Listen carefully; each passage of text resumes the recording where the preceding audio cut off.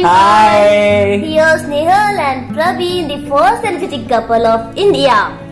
तो आज हम आए हैं Speak to Win 2.0 workshop day 3।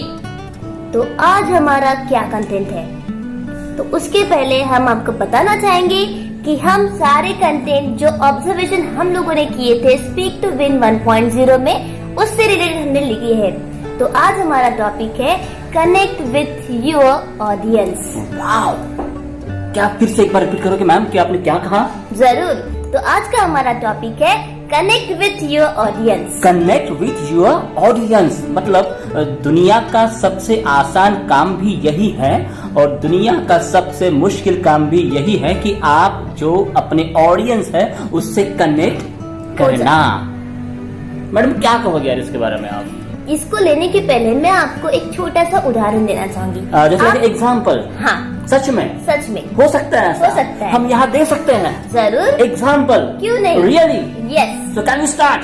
Yes. 1 2 3 and start. तो आप सभी जानते हो सेल्समैन जो होते हैं, या फिर अगर आप किसी शॉप में जाते हो तो शॉपकीपर जो होता है वो अपने कस्टमर को किस तरीके से कनेक्ट रखता है। एक दिखाएगा, दूसरा दिखाएगा, तीसरा दिखाएगा। थोड़ा एग्जाम्पल दे रहे हो तो थोड़ा हम आ सकते हैं रियलिटी के ऊपर में, जैसे कि मैं बन जाता हूँ व्हाट कस्टमर और आप बन जाते हो शॉपकीपर। ओके, तो सर आपको क्या चाहिए? मुझे ना एक अच्छी बुक चाहिए पढ़ने के लिए मैम। सर ये बुक देखिए। हाँ अच्छी बुक है यार। सर दूसरी। ये भी अच्छी बुक है। तो आपको दोनों में से कौन सी बुक खरीदनी है? मैडम मेरी इच्छा दोनों लेने की प्लीज जरूर लीजिए, बहुत अच्छी, हमारे पास बहुत अच्छा स्टॉक है, आप देख सकते हो हमारे इसमें बहुत। बट मैडम कैसा है ना मैडम, मेरे पास में ज्यादा पैसा नहीं है मैम। कोई बात नहीं सर, आप इस बार 2 बुक लेके जाइए, नेक्स्ट टाइम आके 2 बुक लेके जाइए। मैडम एक काम करें मैडम, हमें डिस्काउंट दे दीजिए कि मैं 2 बुक की कीमत में 1 ही दूं करके। सर ऐसे नहीं हो सकता सर, हम आपको नेक्स्ट टाइम जरूर डिस्काउंट देंगे। प्रॉमिस? यस सर जरूर। रियली? आप जरूर हमारे इसमें आइए शॉप में, हम आपको डिस्काउंट देंगे। Thank you ma'am. तो ये था कनेक्शन, और हम काफी कोशिश करते हैं कि हमारे कस्टमर को हम लोग कन्विंस करें कि वो चीज वो ले ले। हम जिस तरीके से बात करते हैं तो हम ऑडियंस के साथ, हम कस्टमर के साथ कनेक्ट हो जाते हैं। वैसे ही पब्लिक स्पीकिंग है, पब्लिक स्पीकिंग में भी आपको अपने ऑडियंस के साथ कनेक्ट होना बहुत जरूरी है, दिल का रिश्ता होना जरूरी है। तो उसके लिए आए हम कुछ रूल्स लेकर। रूल्स? और रूल्स तो रूल्स होते हैं, अगर आप रूल्स को फॉलो नहीं करोगे तो भैया जीतोगे कैसा? और हमने पहले ही कहा है कि जीतना या हारना बड़ी बात नहीं होती है, हम में बदलाव लाना और आना बहुत बड़ी बात होती है। सो मैडम हम बढ़ते हैं रूल नंबर 1 की ओर। तो मैडम आज का जो रूल नंबर 1 है, how to connect with your audience, तो क्या है मैम रूल नंबर 1? हमारा रूल नंबर 1 कहता है कि आपको पता होना चाहिए कि आपके ऑडियंस कौन है। You should know your audience.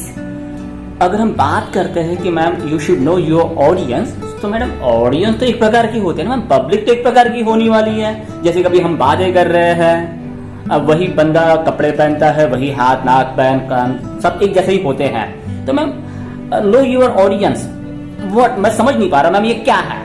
तो मैं आपको समझाती हूँ। नो योर ऑडियंस मतलब हम सब जानते हैं कि हमारे इसमें एज क्राइटेरिया होता है, और जब हम पब्लिक स्पीकिंग की बात करते हैं, जैसे मान लो हम जो बातें कर रहे हैं ये हर एक एज ग्रुप के लिए है, चाहे बच्चा 5 साल का हो या फिर 80 साल के। लेकिन अगर आप पब्लिक स्पीकिंग की बात करते हो, तो अगर हम स्कूल में जा रहे हैं और हमारे जो ऑडियंस है उनकी एज 5 to 10 है, तो आप इनके सामने किस तरीके से टॉपिक लोगे, तो वो आप कब डिसाइड करोगे? जब आपको पता होगा कि मेरे सामने इस एज ग्रुप के बच्चे बैठने वाले। अगर आप किसी कंपनी में जा रहे हो जहाँ सारे एम्प्लॉयज हैं और आपको ट्रेनिंग दे रही है, तो आप उनके सामने कुछ ऐसे टॉपिक लोगे कि मेरी ऑडियंस बड़ी एज की है, तो मुझे किस तरीके से बात करना है। इसलिए आपको रूल नंबर 1 में पता होना चाहिए कि मेरी ऑडियंस कौन है। बहुत सही कहा है मैडम आपने कि हमारी ऑडियंस कौन है, क्योंकि दिल का रास्ता दिल तक ही जाता है और दिमाग का रास्ता दिमाग तक ही जाता है। ये हमने ऑलरेडी वर्कशॉप 2 के 2 नंबर टॉपिक की हमने बात करी है ऑलरेडी, ठीक है। सो नो योर ऑडियंस बहुत ही अच्छा टॉपिक है मैम, आपने जो लिया है हमें बताया हुआ है, और जितने भी लोग हैं यहाँ पे देख रहे होंगे जो अभी होने जा रही है कंपटीशन स्पीक टू विन 2.0 के लिए, और इसके लिए इनको बहुत ज्यादा फायदेमंद साबित होने वाला है। तो अभी हम बढ़ते हैं रूल नंबर 2 की ओर। तो हमारा रूल नंबर 2 कहता है your topic should be relevant. अब रिलेवेंट मतलब क्या? तो जिस तरीके से मैंने कहा कि आपको सबसे पहले पता होना चाहिए कि आपकी ऑडियंस कौन है, और अगर मुझे पता चल गया कि मेरी ऑडियंस का एज ग्रुप ये है तो मुझे उनके हिसाब से ही टॉपिक लेना है। राइट। सपोज अगर मैं किसी स्कूल में जाके अपना पब्लिक स्पीकिंग प्रेजेंटेशन देना चाहती हूँ और वहाँ जाके मैंने बोल दिया कि लीडरशिप इज लीडरशिप स्किल, तो आप मुझे बताइए क्या इस एज ग्रुप के बच्चे लीडरशिप को मान पाएंगे? मतलब आपका कहना ये है मैम कि वो कंफ्यूज हो जाएगी। कंफ्यूज हो जाएगी। मतलब उनको बताया क्या गया था और वो सुन क्या रहे हैं। मतलब आपका यही कहना है कि नो विथ योर ऑडियंस में आप जो कंटेंट लेके जा रहे हो आपके ऑडियंस के पास में, आपके पब्लिक जो ऑडियंस है उनके पास में, तो आपका जो टॉपिक है पूरा रिलेवेंट चाहिए। राइट। चलो मान लो एक स्कूल में जाके मैंने एक टॉपिक लिया जिसमें है लीडरशिप, और उसी जगह मैंने एक ट्रेनिंग, एक कंपनी में जाके एक ट्रेनिंग में मैंने टॉपिक ले लिया turning with learning with fun. तो चलो मुझे बताइए क्या ये दोनों टॉपिक रिलेवेंट है इस एज ग्रुप के लिए? तो इसीलिए आपको सबसे पहले तो अपनी ऑडियंस को पता करना है कि मेरी ऑडियंस कौन है, और नंबर 2 अगर आपको ऑडियंस पता चल गई तो आप अपना टॉपिक डिसाइड कर सकते हो which should be relevant. Madam इसमें एक चीज ऐसी हो सकती है कि अगर हम ये टॉपिक ले रहे हैं तो जो स्पीकर हैं, जो बातें करने वाले हैं, उनके स्टेज पे तो कॉन्फिडेंट महसूस करेगी, कंफर्टेबल महसूस करेगी कि हाँ मेरा ये टॉपिक है, मुझे यही बोलना है। राइट। यस। सो मैडम ये तो हो गया हमारा rule number 2, how to connect with your audience. अगर हम बात करते हैं रूल नंबर 3 की, तो हमारा रूल नंबर 3 क्या है? रूल नंबर 3 कहता है कि आपका जो कंटेंट है, आपका जो मैटर है वो हमेशा प्रिसाइज होना चाहिए। अभी ये मैम प्रिसाइज क्या होता है? तो जैसे हम लोगों ने कल बताया था कि आपको प्रैक्टिस करना तो जरूरी है, तो सेम प्रैक्टिस तो यहाँ पर भी आती है, लेकिन मैटर को प्रिसाइज करना बहुत जरूरी होता है। तो मैडम अगर मैं बात करता हूँ कि मैटर को प्रिसाइज करना, और हमने ऑलरेडी प्रैक्टिस के बारे में बात करी हुई है, तो लोगों को ये नहीं लगना चाहिए कि हम वही बातें रिपीट कर रहे हैं, just like practice and precise with your content and your matter. So how we connect here? दोनों चीजें अलग है। प्रिसाइज मतलब आपका जो मैटर है आप उसको प्री डिफाइन कीजिए, उसको स्क्रिप्ट में उतारिए। उसके साथ साथ जब आप प्रैक्टिस करोगे तो आपको पता चलेगा कि इस मैटर में मुझे क्या ऐड ऑन करना है। और साथ ही साथ जिस तरीके से हम जानते हैं फ्लो चार्ट होता है, या फिर अगर आपको घर की बिल्डिंग बनानी है तो हम लोग एक बेसिक स्ट्रक्चर बनाते हैं। तो आपका जो मैटर होगा टॉपिक से रिलेवेंट आपको प्रिसाइज फॉर्मेट बनाना है और आपको उसी तरीके से जाके बात करनी है। मान लो अगर आप पब्लिक स्पीकिंग में स्कूल में जाके बात कर रहे हो तो आपका फॉर्मेट, आपका मैटर किस तरीके से होगा ये बहुत जरूरी है। फन, आपको फेशियल एक्सप्रेशन देने पड़ेंगे क्योंकि वो बच्चे हैं। प्लीज बहुत सारे फेशियल एक्सप्रेशन लेके आप ट्रेनिंग के लिए मत जाइए, अदरवाइज पता चला आप ट्रेनिंग के लिए चले गए और आपने वहाँ फनी वाले स्पेशल एक्सप्रेशन दे दिए तो वो ट्रेनिंग में आपका इम्पैक्ट नहीं पड़ेगा। इसलिए मैंने कहा कि आपका मैटर प्रिसाइज होना चाहिए। आप जो बातें करो, अगर आप स्कूल है, आपको पता है मेरी ऑडियंस ये है, तो उस तरीके से आपके फेशियल एक्सप्रेशन होने चाहिए और आपका हमेशा कॉन्फिडेंट मैटर होना चाहिए। अगर आगे वाला आपको कुछ भी पूछता है तो yes I am ready for that.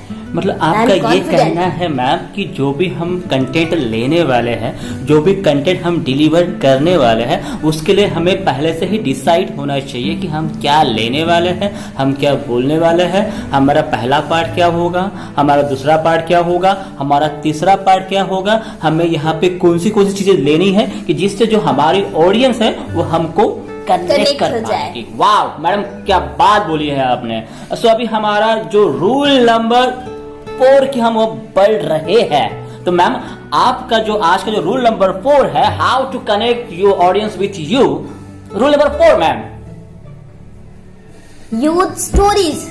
Oh your stories. तो मैडम हम तो पब्लिक स्पीकिंग की बात कर रहे हैं यहाँ पे, तो मैडम ये स्टोरी मतलब कहानी कैसे बीच में आ गई? कहानी तो ये सालों से चल रही है, सदियों से चल रही है, तो क्यों ना इसका फायदा हम भी। तो मतलब आपको मैडम ये कहना है कि हाँ एक राजा था जो जंगल में गया था, फिर उसे शेर मिला, दोनों का बड़ा फाइटिंग हुई और वहां पे राजा ने तलवार से शेर को काट दिया। मैडम आप ऐसे स्टोरी की बात कर रहे हो? अगर आपका टॉपिक अगर इस स्टोरी के साथ कनेक्ट करता है तो आप इस स्टोरी को भी यूज कर सकते हो। मतलब आपका कहना है connect with your story with your topic, मतलब आपका जो स्टोरी है उससे आपका टॉपिक कनेक्ट होना चाहिए। मैडम ये कैसे पॉसिबल है? सर देखिए, जब हम एक टूर में एक टॉपिक को समझाने की कोशिश करते हैं एज अ प्रेजेंटर, तो हमारा जो ऑडियंस आगे वाला बैठा होता है, अगर आप उसे बोल रहे हो आज ये टॉपिक है, हम इसको ऐसे लेंगे, ये मेरा कंटेंट है, ये मेरा वो है, आप देखो मेरे प्रेजेंटेशन पे ये सब चल रहा है, तो ऑडियंस कैसे कनेक्ट रहेगा भाई? अगर 50 है 50 में तो 10 ऐसे हो जाएंगे जब तक आपका प्रेजेंटेशन खत्म हो जाएगा। तो हमें ये नहीं करना है, हमें हमारे हर एक ऑडियंस को एक्टिव रखना है, इंटरेस्टिंग से हमें वो मतलब आपका यह कहना है कि जब भी हम लोगों से बातें करेंगे तो हमें लोगों के दिल तक पहुंचना है, उनके दिमाग तक पहुंचना है कि वो क्या भी सोच रहे हैं, उनके भी जो थॉट्स है उनको कंट्रोलिंग में करना है। आपका यही कहना है। तो इसके लिए जो सबसे बड़ा जो हथियार होता है वो होती है हमारी स्टोरी। मतलब जब हम स्टोरीज में आते हैं तो लोग वहां पे कनेक्ट करते हैं कि मैं तो इस स्टोरी का पात्र नहीं था, या इसमें ये मेरा फॉर्मेट से टच होता है कि नहीं होता है। आप इसी की बात कर रहे हो मैम? यस, स्टोरीज यूज करना जरूरी है। अगर जो भी टॉपिक है उसमें आप छोटी 2 मिनट की स्टोरीज लो, 1 मिनट की स्टोरीज लो, लेकिन उससे क्या होगा, आपका कनेक्शन और भी अच्छा हो जाएगा। क्योंकि जब हम स्टोरीज में जाते हैं तो हम लोग ढल जाते हैं, हम खुद को मान लेते कि ये मैं ही हूँ, ये राजा मैं ही हूँ, और जो ऑडियंस होते हैं वो भी उसको फील करना स्टार्ट कर दे, यार इस स्टोरी में तो मैं हूँ। तो उससे क्या होता है, कनेक्शन बहुत अच्छा हो जाता है, एक थोड़ा फन भी रेडी हो जाता है ऑडियंस कनेक्शन के साथ। तो ये सारी चीजें बहुत जरूरी होती है। Use stories in your presentation. तो जब भी आप प्रेजेंटेशन की स्क्रिप्ट बनाते हो या कंटेंट रेडी करते हो, डिसाइड करते हो कि आपकी ये बातें करनी है, तो हमेशा एक जो स्टोरी होती है, जिसे हम अभी स्टोरी टेलिंग भी कह रहे हैं, बहुत जगह पे अभी स्टोरी टेलिंग चालू भी हो चुकी है, तो उसके लिए आप अपनी स्टोरी एक बनाइए, फॉर्मेट रेडी, और उसमें फिट कर दीजिए। हाँ। सर, आप रूम नंबर के पहले बढ़ने के पहले एक बात बताना चाहूंगी कि आप जो भी स्टोरीज यूज कर रहे हो प्लीज उसे रिपीट ना करिए, क्योंकि हो सकता है कि एक ऑडियंस ही आपके 10 प्रोग्राम भी अटेंड करे, तो आपको स्टोरीज को रिपीट नहीं करना है। मतलब हमें चेंजेस करना है, स्टोरी करना है। हमारी इतनी बड़ी लाइफ है, हम लोग इतने बड़े लिविंग थिंग्स में रहते हैं, तो आप खुद की भी स्टोरीज क्रिएट कीजिए, कुछ स्टोरी सुनिए, उसको उसमें चेंजेस कीजिए। मतलब आपका कहना है कि जो हमारी आजू बाजू की जगह है वहां से हमें स्टोरी को लेना है। ओके मैडम, तो अभी हम बढ़ते हैं रूल नंबर 5 की ओर। तो मैडम, जो हमारा आज का टॉपिक है how to connect with your audience, इसका जो रूल नंबर 5 क्या है? रूल नंबर 5 कहता है आस्क क्वेश्चन।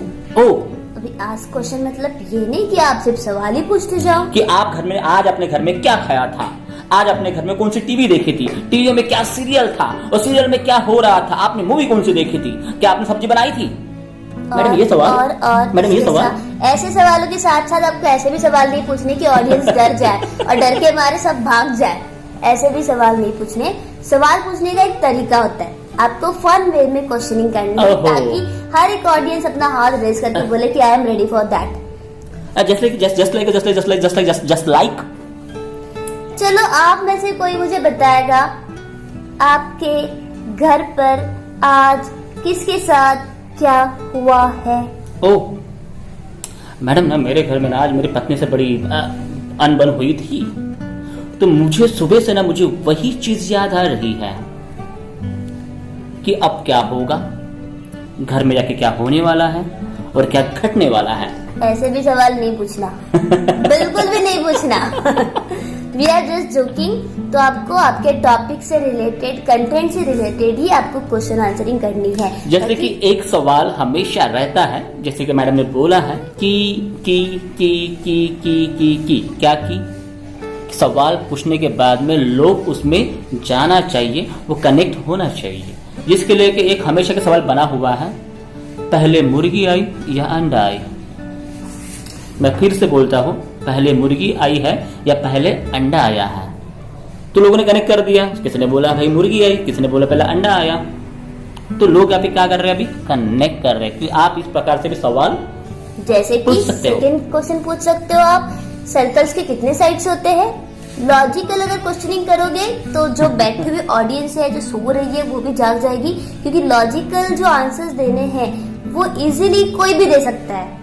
तो सर्कल्स के कितने साइड्स होते हैं पूछिए आप। जो फन वे से क्वेश्चन क्रिएट कर सकते हो उस तरीके से क्वेश्चन बनाए। तो उसके लिए आपको पहले अपने डायरी में इन सारी क्वेश्चंस को नोट डाउन करना जरूरी है और कोशिश करिए कि प्लीज आप अपने क्वेश्चंस को रिपीट ना करें। ओके, सो ये था आस्क योर क्वेश्चन। तो अभी हम बढ़ रहे हैं हमारे लास्ट रूल की ओर। तो मुझे बताइए मैम कि हमारा जो लास्ट रूल है, how to connect with your audience, इसका जो सबसे इम्पोर्टेंट रूल है वो क्या है? ओह, कुछ समझ में आया सर? ऐसा लग रहा है कि मैम बड़ी अंगड़ाई ले रही हो, आप बड़े थक चुके हो अभी वीडियो ले लेके भी आपको बहुत बोर हो रहा है और आप चाहते हो कि यार ये वीडियो खत्म हो जाए। तो हमारा लास्ट रूल कहता है कि फिजिकली आपके ऑडियंस को आप रिलैक्स होने दीजिए। ओके। क्यों? क्योंकि जब हमारा वर्कशॉप 2 आवर्स, 3 आवर्स, 4 आवर्स रहता है, हम तो भाई खड़े होके पूरा स्टेज घूमते हुए हमारा प्रेजेंटेशन दे रहे हैं, लेकिन ऑडियंस तो एक ही जगह स्टक है ना। ओहो, मतलब वो एक ही जगह बैठी हुई है। तो आपको ऑडियंस के बारे में भी सोचना पड़ेगा कि अगर हम लोग एक ही जगह बैठे हैं तो हमारी ऑडियंस कैसे इंटरैक्टिव रहेगी। तो हमें बीच बीच में हमारे ऑडियंस को एक्टिव करने के लिए कुछ फिजिकली मूवमेंट्स करनी है। जस्ट लाइक हम एक्सरसाइज करवा सकते हैं। एक्सरसाइज करवा सकते हो या फिर आप उनको गाना आप गाना बजाइए और उनको कहिए सबको खड़े होके 1-2 स्टेप्स करने हैं। Okay. या फिर आप बीच बीच में उनकी सिटिंग अरेंजमेंट चेंज कीजिए, ग्रुप बनाइए। जैसे जिनके नाम अल्फाबेट ए से स्टार्ट होते हैं वो मेरे सारे लेफ्ट साइड रहेंगे, जिनका नाम बी से स्टार्ट होता है they will come to right side. इस तरीके से बीच बीच में आप उनकी पोजीशन चेंज करवाइए। कि बीच बीच में आपको फिजिकली एक्सरसाइज करवानी है और साथ ही साथ आप मेंटली एक्सरसाइज भी करवा सकते। जैसे कि हमने आंखें बंद कर दी है और आंखें बंद करने के बाद आपने सोचा कि आप ये मूवी देख रहे हो, इस मूवी के हीरो आप ही हो और आप मस्त फाइटिंग कर रहे हो, एक्टर के साथ में रोमांस भी कर रहे हो, गाना भी गा रहे हो, यहाँ वहाँ घूम भी रहे हो, अभी आप समुद्र में हो, स्विमिंग भी कर रहे हो। जैसे आप फिजिकली और मेंटली एक्सरसाइज करते हो तो जो आपकी ऑडियंस है उसको बोर नहीं होता है और वो आपके टॉपिक से कनेक्ट हो जाते हैं और वो आपसे भी कनेक्ट हो जाते हैं। और जब भी वर्कशॉप खत्म होता है तो जब भी जाते हैं तो उनके चेहरे पे बड़ी प्यारी स्माइल होती है और वो आपको कहते हैं कि सर जब भी आपका वर्कशॉप होगा ना हम आपके जरूर आएंगे, और आपको दिल से सलाम करते, दुआ करते, आपको सैल्यूट करके चले जाते हैं। तो एक गिफ्ट में रूल देना चाहूंगी। ओह, फिर से गिफ्ट? यस मैडम, हमारा जो वीडियो का जो लेंथ है ना वो बढ़ते जा रही है और हम रुकने का नाम नहीं ले रहे हैं। चलो यार, अभी आपने बोल ही दी है कि अभी आप एक रूल लेने वाले हो, वो भी गिफ्ट में देने वाले हो, क्योंकि लॉकडाउन चालू है और लॉकडाउन और गिफ्ट हम सभी को बहुत पसंद आते हैं। मुझे तो बड़ा पसंद आता है यार गिफ्ट लेना। हाँ, गिफ्ट लेना मुझे बड़े पसंद आता है। मैं गिफ्ट दे रही हूँ आप सबको तो शायद आपको भी पसंद है। तो मेरा गिफ्ट रूल कहता है कि आप उसी टॉपिक को चूज करिए जिसका आपको पूरी तरीके से नॉलेज है। ओह, मतलब एक लाइन में अगर मैं कहूँगा, आधा अधूरा ज्ञान ये जहर सम्मान होता है। आधा अधूरा ज्ञान आपको हमेशा पीछे की ओर लेके आता है। आधा अधूरा ज्ञान आपके चेहरे पे हमेशा नर्वसनेस दिखाता है। और साथ ही साथ आपको हमेशा अपना प्रेजेंटेशन पॉजिटिव वर्ड के साथ स्टार्ट करना है। क्यों? जैसे अगर मेरा नॉलेज अच्छा नहीं है किसी टॉपिक पे, अगर मैं किसी स्किल पे जाके बात करने वाली हूँ, मुझे प्रेजेंट करना है, मैं स्टेज पे जा रही हूँ और जाते मैंने ऑडियंस को बोल दिया एक्चुअली कल रात को मेरे यहाँ ऐसा प्रॉब्लम हुआ था जिसकी वजह से मैं बहुत अच्छे से प्रिपेयर नहीं कर पाई हूँ, लेकिन फिर भी मैंने प्रेजेंटेशन बनाया है तो मैं कोशिश करूंगी प्रेजेंट करूँ। तो इसमें मेरा नॉलेज डाउन। सेकेंडली, मैंने निगेटिव वर्ड्स यूज किए कि रात को मेरे साथ कुछ हुआ था जिसकी वजह से मैंने प्रिपेयर नहीं किया। तो वैसे ही आपकी ऑडियंस आपसे कनेक्ट नहीं होगी, वो पहले ही इसमें पूरी ऑडियंस ऐसी हो जाएगी। मैडम, ऑडियंस की कुछ चीजें होती है फिर तो हमें ये चीजें नहीं करनी है। 2 चीजें आपको याद रखना है। यहाँ वहाँ देखना, निगेटिव वर्ड्स के साथ स्टार्टिंग नहीं करनी है, और आपका नॉलेज अगर किसी टॉपिक में नहीं है और आप चाहते हो फिर भी आपको उसी पे बात करनी है तो सबसे पहले आप खुद को उसमें बिल्डअप कीजिए, क्योंकि अगर ऑडियंस आपको कुछ भी पूछती है तो you can answer for that. Oh right. तो आपको दोनों चीजों में ध्यान रखना बहुत जरूरी, इसलिए ये रूल मैंने स्टार्टिंग में नहीं बताया था क्योंकि ये आपके लिए गिफ्ट है। गिफ्ट तो गिफ्ट होता है। सो इतने सारे गिफ्ट मैडम आप दे रहे हो और यहाँ पे हमारा वीडियो भी पड़ रहा है। बट क्या करें, क्योंकि अगर आपको इतनी अच्छी प्यारी प्यारी बातें बता रहे हैं, समझा रहे हैं Snehal and Praveen, the first editor couple of India and mister commitment public speaking coach also, तो ऐसे ही हम कल आएंगे फिर से आपके सामने वर्कशॉप डे 4। अगर हमारा वीडियो पसंद आया होगा, जो आज का हमारा टॉपिक है, टॉपिक का नाम क्या है ma'am? Connect with your audience. Connect with your audience. अगर आपको सच में पसंद आया होगा तो लाइक करिए, कमेंट करिए, और जो आपको बेल आइकॉन दिखता है वहां पे टच करके हमारे वीडियो को, हमारे चैनल को सब्सक्राइब भी कर दीजिए। स्नेहल एंड प्रवीण फिर से आएंगे एक नए टॉपिक के साथ में। आज के लिए इतना ही। Bye bye.